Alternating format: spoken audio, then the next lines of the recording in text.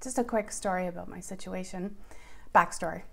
Almost 3 weeks ago, my dad died suddenly.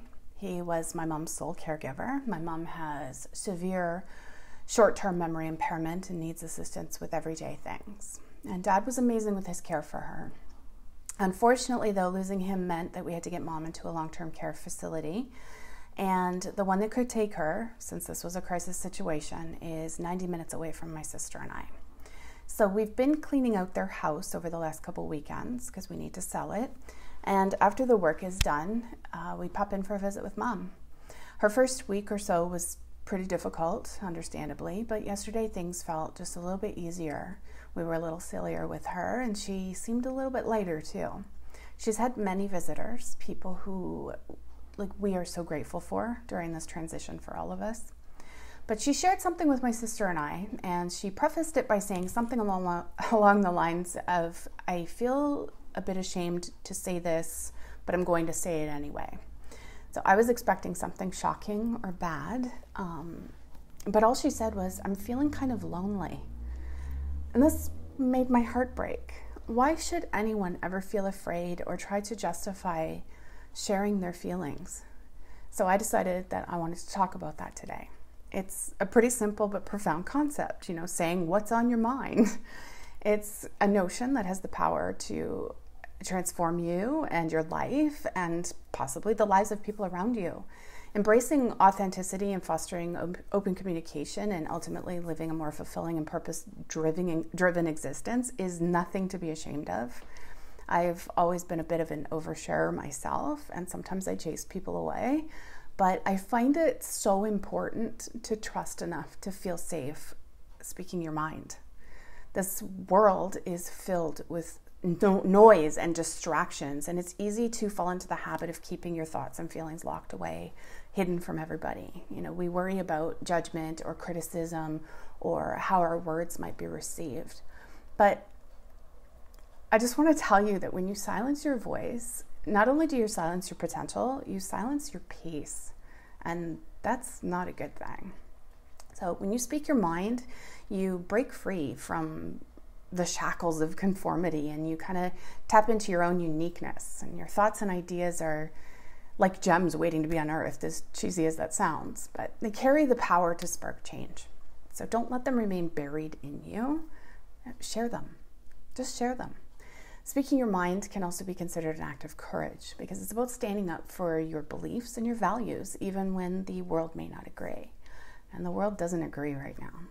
It's about having the strength to voice your concerns or your dreams or your aspirations. And you have to remember some of the greatest movements in history began with one brave individual speaking their truth. But it's not just about personal empowerment. It's also about fostering meaningful connections with other people. When you open up and express your thoughts honestly, you invite others to do the same.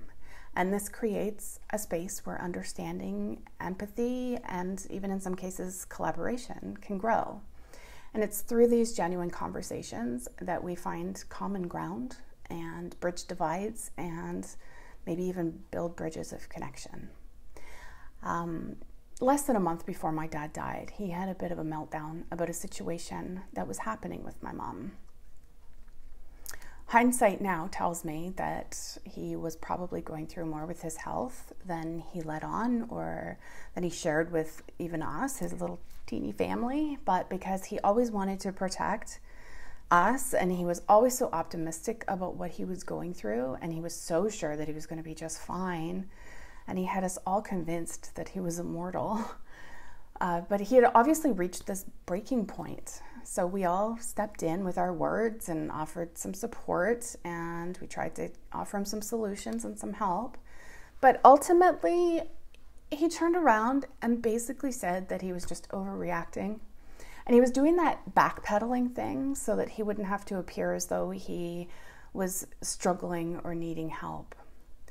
My dad was a proud man. He was always like this growing up, and while it may not be the worst thing in the world for someone to be like, it can hurt you because you don't get the support and understanding that you very most likely need. I do understand that speaking your mind, it can be daunting. It requires a level of vulnerability that not a lot of people have. or want to utilize, and it might not always be easy. It definitely wasn't for my dad, and it hasn't been for me, but I want to assure you that the rewards far outweigh the risks. Because when you speak your mind, you build self-confidence and you attract like-minded individuals who resonate with your authenticity. You become an inspiration to other people who may have been too afraid to stand up and do the same. We have to remember that some of the great leaders, thinkers, and innovators throughout history were not silent. They spoke their minds, and their words have echoed throughout history now and kind of shaped the world that we live in today. So if you think about Martin Luther King Jr., he had a dream and he shared it. Or Marie Curie, who broke barriers in science with her relentless pursuit of knowledge. Or Mahatma Gandhi, who kind of created this revolution through the power of nonviolent resistance.